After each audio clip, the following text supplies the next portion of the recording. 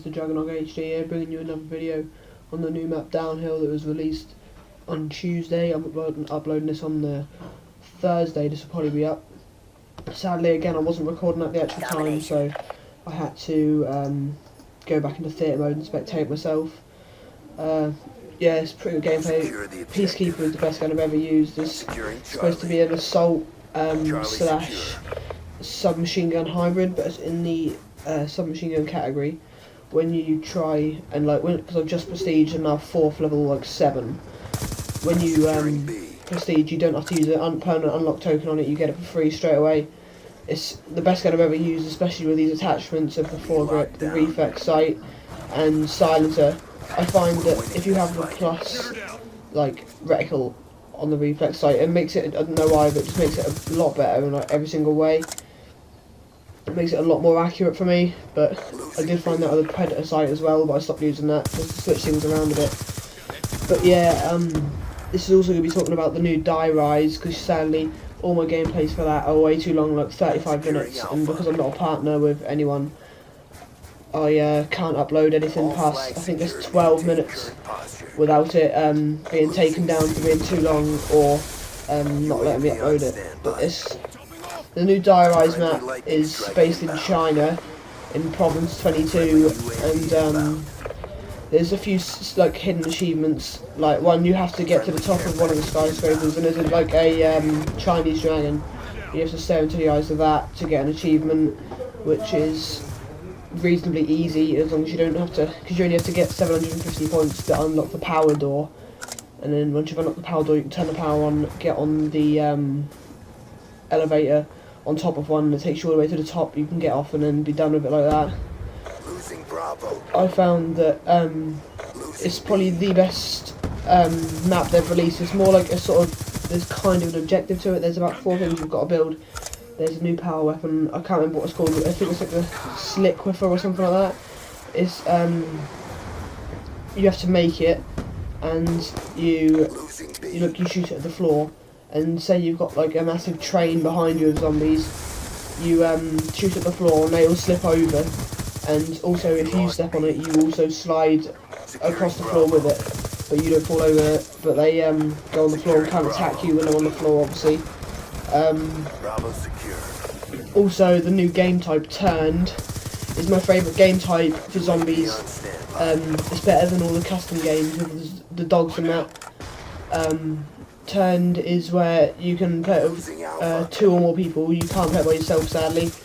I thought that maybe you'd be able to play solo play on the map Diner, but you can't. The only thing you can do is Turned, which is a little bit annoying, because Diner's my favourite map on Transit, so I thought maybe they'd release so you could do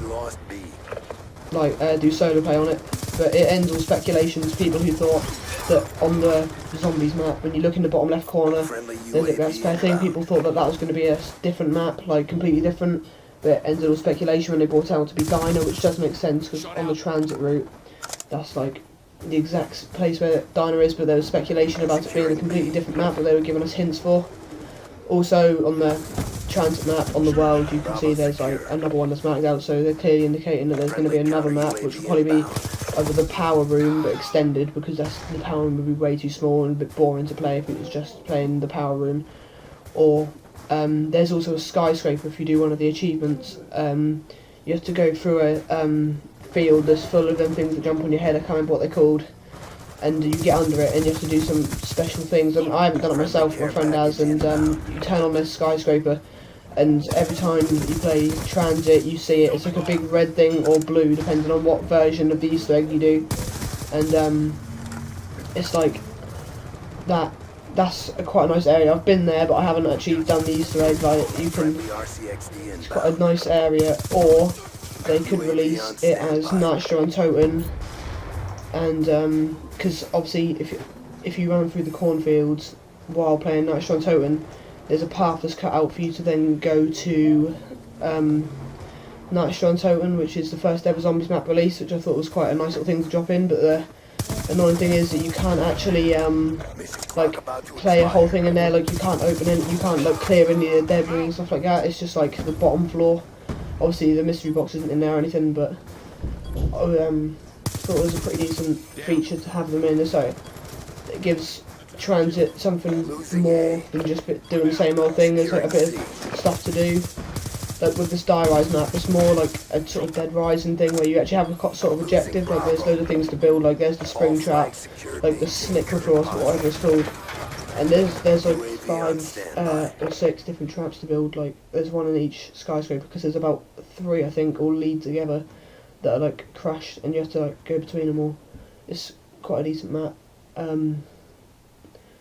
The annoying thing is on Downhill, this map that you're watching the gameplay on, the capture the objective. This, I think they're like ski holders where you sit in when you're going up and down mountains when you're on skiing holidays, and if they even touch you they kill you instantly, which is a little bit annoying. I think I do die during this gameplay by one of them, I'm not sure. We've taken control. But that's the only annoying thing about this whole game, I reckon, because it's just like when you can climb in that building to the back through the skis, but if you don't do it quick enough, one of them will come down and hit you, which is slightly annoying. But I think out of all the maps on the new map pack, I've got one coming out for each of them. Got one for Mirage, one for Downhill, one for Hydro, and one for, I can't remember what the other map is called. Grind. I'm not a fan of Grind at all. I think it's quite a bad map. Hydro and Downhill are my favourite maps on any card, like ever. I think they're just really good maps, really. And Mirage is okay, but nothing special. But I'm going to be uploading one of these for each of the individual maps, and maybe try and get a Zombies gameplay out to and show you, like, because there's obviously a song, because you know on Transit there's the teddy bears where you have to hold X on them, or square I think it is for PS3, and they make a noise, you know, when you do all 3 of them or 4, it starts playing a song. There's obviously one of them as well, because me and my friend have found all 3 bears but haven't activated them all at the same time, so we don't actually know what the song is yet. I only found out recently that the Treyarch have purposely added in a glitch on Transit to get like you can get permanent quick revive before if you revive someone. I think it was 18 times in one game of Transit. If you got 18 revives, they've now made a glitch I purposely put in for Die Rise. You can, I can't remember what you have to do. I think you have to die without Juggernaut by yourself on solo play, and use self-revive to get yourself back up, and then go down again with self-revive, go by Juggernaut, and then go down again for the 3rd time, and I think you get permanent Juggernaut, because my friend done it when we were talking earlier. But it's not like you'll get D-ranked or anything like that, because they're purposely added it in, because with the update it was up 32 megabytes. It was adding in some new features, like before the map pack was released there was a create class like new, it said, and a barracks new, and I was like wondering what it was, and then obviously when the map pack was released it turned out to be the Peacekeeper like emblem you can use on your emblem when you're editing, and also the Peacekeeper and the submachine guns, because I couldn't get rid of it and it was quite annoying. But then obviously when they released the map pack I found out it was the Peacekeeper, so it's not that bad. But I think the Peacekeeper is definitely the best gun that I've ever used. I would recommend getting a map pack for anyone who thinks that they will enjoy it, because as you can see the maps are all reasonably big, they're only small ones. I don't think they have really made any decent small ones with Black Ops 2, like they've made Hijacked, but I hate Hijacked. I think it's the worst map that Treyarch or Infinity Ward has ever made. All my friends disagree with me, but I don't like it, and yeah, this is, I think it's now coming to the end of the video in about half a minute, so I'm gonna end the commentary here, guys. Thanks for watching, please subscribe. This has been Mr. Juggernaut HD, thanks.